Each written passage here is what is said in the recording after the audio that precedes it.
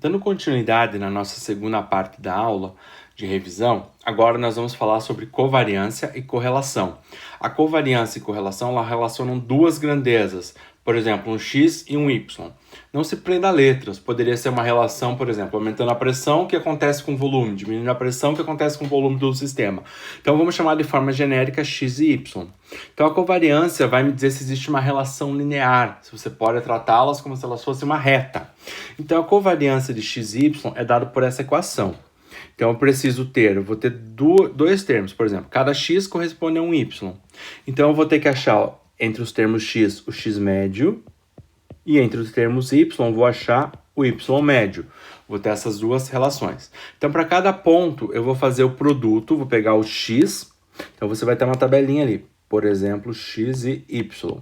Você vai pegar o primeiro ponto de x e o primeiro ponto de y. Então o primeiro ponto de x vai colocar ali, subtrair da média, vezes o primeiro ponto de y, coloca ali e subtrai a média.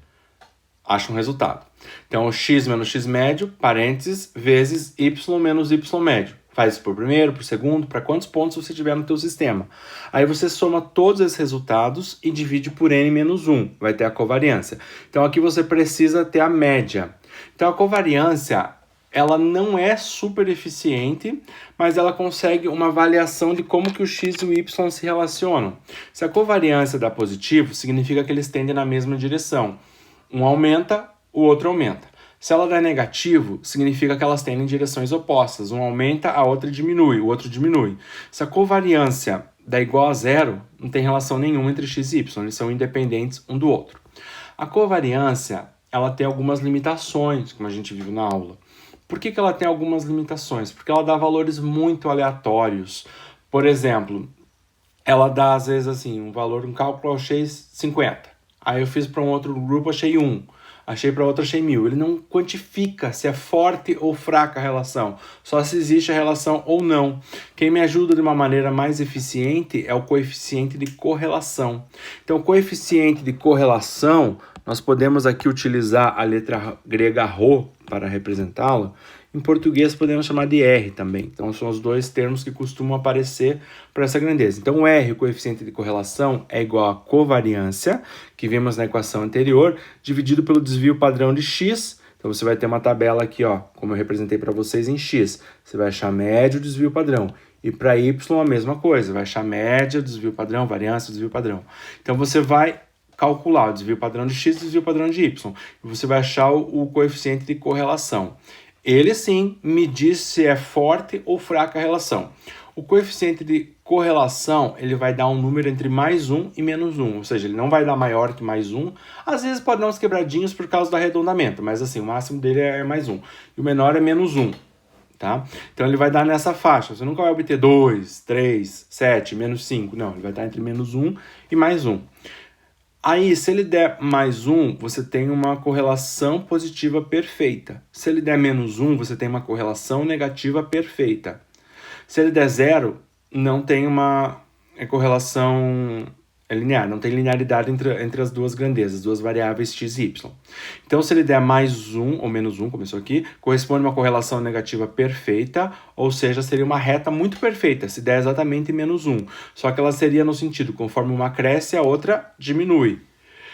Se ela der mais 1, vai ser uma correlação positiva perfeita. As duas vão correr no mesmo caminho. Se uma crescer, a outra vai crescer. Se uma diminuir, a outra vai diminuir. Se der exatamente 0, não tem linearidade. Então você pode ter, às vezes, um gráfico assim, ó.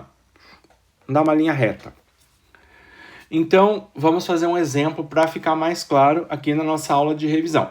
Então, um estudante de enfermagem conduz um estudo para determinar se há uma relação linear entre massa dos indivíduos. Então, você tem a massa dos indivíduos que está em libras, uma unidade de massa, e o consumo diário de água, em onças, uma unidade de volume. Os dados são mostrados na tabela. Então, você tem a massa dos indivíduos, está em libras, e o volume de água consumido, consumo diário em onças. Então, a massa dos indivíduos, 142 libras. O consumo 54 onças. E assim vai, você tem essa tabelinha aqui. Como a gente viu na equação, você tem aqui a tabelinha XY para achar a covariância, porque o enunciado pede o quê? Calcule a covariância e o coeficiente de correlação. Então, para você achar a covariância, você precisa do x médio e também do y médio. Como é que você vai achar o x médio? Vai pegar aqui, ó, 1, 2, 3, 4, 5, 6, 7, 8 termos. Vai somar esses 8 termos e dividir por 8. Então, com isso, você vai conseguir achar a média desses termos. Então, a média aritmética de x e a média aritmética para y. Vamos resolver aqui. Então, vou chamar aqui de exercício 2. Então, como é que vai funcionar aqui? Eu vou achar, primeira questão, eu vou achar a média, tá? Então, o exercício está pedindo a covariância de x e y e a correlação, tá? Então, a covariância e a correlação é que eu preciso calcular. Vamos iniciar o nosso procedimento calculando as médias, porque eu preciso da média de x e preciso da média de y. Então, x barra. Quem que é o x barra? O primeiro termo de x é 142. O segundo, 201. E assim vai, até chegar lá no último termo. O último termo é 154. E eu vou dividir pelo número de termos. Aqui no caso, eu falei para vocês que era 8. Então, são 8 termos. Então, beleza. Faço isso para x e vou achar aqui o x médio. Então, o x médio, ele vai ser 150,375. Já o y médio, ele é a somatória dos termos em y. 54 onças mais 86, o próximo seria 32, depois 50 e vai sucessivamente até chegar lá no último, que é 21. Também vamos dividir pelo número de termos, que é 8. Tenho 8 termos em x e 8 termos em y. Então, o y barra é... Deixa eu fazer mais bonitinho aqui. O y barra é 53,5. Então, eu fiz a conta aqui, dá 53,5. Então, tem o valor de x e tem o valor de y. Agora, eu consigo aplicar na equação da covariância. Então, quem é a covariância? Então, a covariância de x e y. Então, quem que é a covariância? Eu vou fazer aqui bem na pontinha, porque eu vou precisar de um pouco de espaço. Então, é o primeiro par, é cada par. O primeiro termo de x é quem aqui? É 142. Então, é 142 menos a média. 150, vou arredondar aqui. Vou colocar 150,4. Vezes... O x, ele tem um y correspondente. O primeiro x corresponde ao primeiro y, que é 54. Então, 54 menos 53,5. Então, ó, veja que nos cálculos anteriores, quando a gente fazia a variância, depois o desvio padrão, a gente pegava a variância e levava ao quadrado. Então, aqui a gente não eleva. Então, se aqui o primeiro número der negativo e o segundo der positivo, você pode ter termos negativos e também pode ter termos positivos. Aqui não tem problema, tá? Então, você vai fazer isso para todos os termos, até chegar lá no último. Quem que é o último? O último do x é 154, menos a média, 150,4, vezes o último de y, que é 21, menos a média, 53,5. Então, aqui, a diferença é que eu vou dividir por n menos 1. Ou seja, eu vou dividir por quantos termos? Por 7. Tá? Então, a minha divisão vai ser por 7 termos. Então, beleza. Faz a continha aqui. Então, a covariância de x e y resolve o primeiro termo. O primeiro termo ali vai dar menos 8,375. Eu arredondei, talvez dê um pouquinho diferente aqui, tá? Vezes o segundo termo, né? Que ali eu usei uma casa decimal só. Então, vamos arrumar aqui que vai dar 0,4. Deixa eu fazer para você não se confundir. Tá? Então, aqui 142 menos 150 vai dar menos 8,4 vezes meses mais 50,5. Tá? 50,5 não, perdão. 0,5, né? 0,5. Tá? 54 menos 53,5. Faz isso para todos os termos até chegar no último. Então, o último ali vai dar... Então, 3,6, o primeiro, vezes o valor de menos 32,5. Então, cuide dos sinais e tudo isso vai estar divididos por 7. Beleza. Então, aqui eu já consigo fazer o cálculo da covariância. Então, a covariância de x e y vai dar. Então, você vai fazer cada um desses produtos. Ali o primeiro vai dar em torno de menos 4,2, né? Vai fazer a soma de todos eles. E você fazendo a soma de todos eles, vamos ver quanto que vai dar a soma aqui. A soma vai dar 507,5.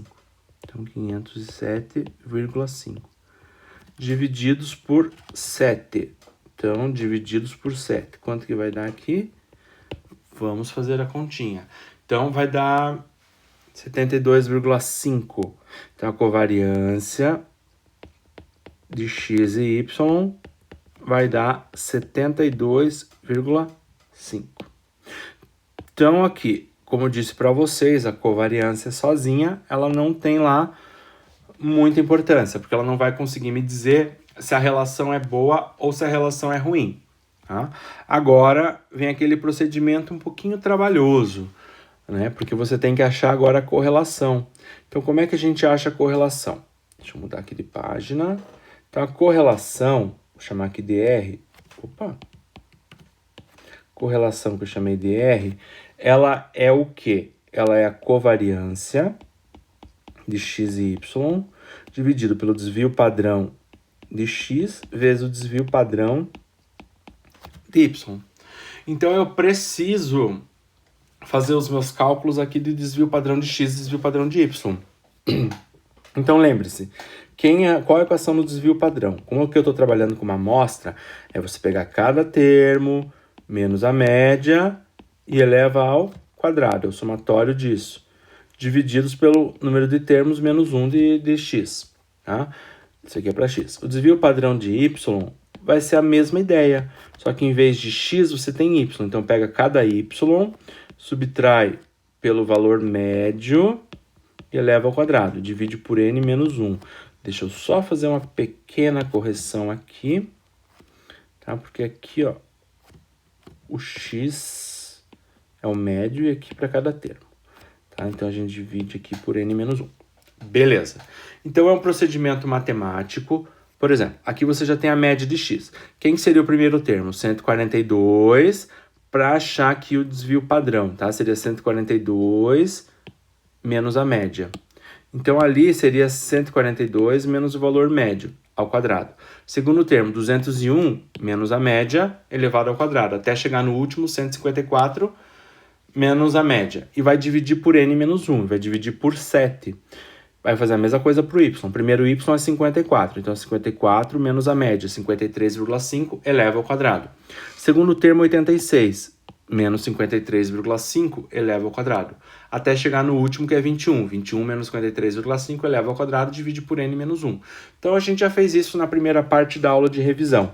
Então, fazendo essas continhas, eu vou pegar aqui o valor direto. Então, o desvio padrão de x, ele vai dar 40,7. O desvio padrão de y vai dar 23,1, aproximadamente, dando uma arredondada aqui. Agora, para eu calcular o que eu preciso, eu vou calcular o coeficiente de correlação pela covariância de x e y, divididos pelo desvio padrão de x vezes o desvio padrão de y. Então, aqui eu já tenho os valores que eu preciso. Ó. A covariância de x deu 72,5. A covariância de xy deu 72,5. 72,5. Dividido pelo produto. Qual é o produto? Desvio padrão de x, 40,7 vezes 23,1. Então, fazendo essas continhas, você vai achar o teu coeficiente de correlação de 0,07725. próximo de mais um? Próximo de menos um? Não, né? Nem uma coisa nem outra. Ele é próximo de zero.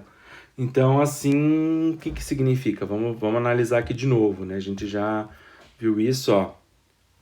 Próximo de zero é 0,077. Tá? Aproximadamente que 0,08. Gente, é um valor muito pequeno, quase zero.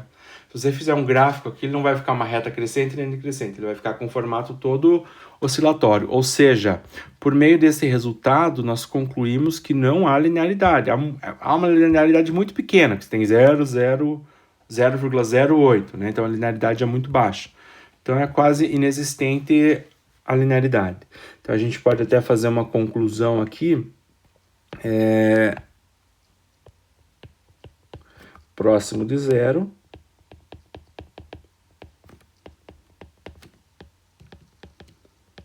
Portanto, apresenta baixa linearidade.